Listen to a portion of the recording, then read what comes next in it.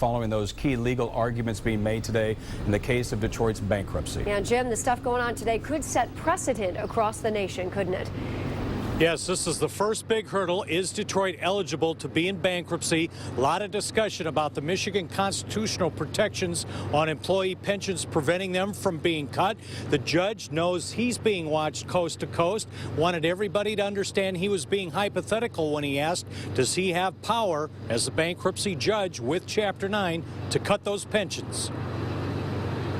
That is the multi-billion-dollar question, and that's exactly why we think it's so important, and we're hoping that we get some guidance from him with regard to this. Dozens of retired and active Detroit City employees making it clear they don't want cuts to their pensions. They also don't want cuts in health care and retirement. They are being forced into the new Federal Affordable Care Act, also known as Obamacare.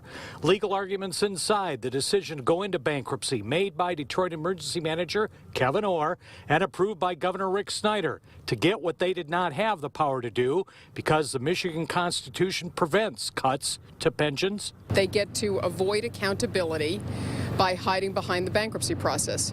Our view is that your state municipal leaders, the leadership of Detroit and the leadership of Michigan should answer to the citizens of Detroit. There's still a question whether the constitutional question will be answered by bankruptcy judge Stephen Rhodes. Several of the 11 groups wanting Detroit bankruptcy stopped have filed suit to have the issue decided by a federal district judge.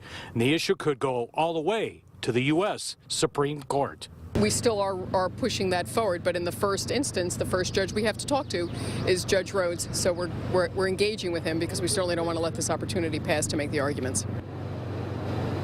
Now, just minutes ago, Judge Stephen Rhodes asked city attorneys, does the Michigan Constitution have language that says pensions cannot be cut in a Chapter 9?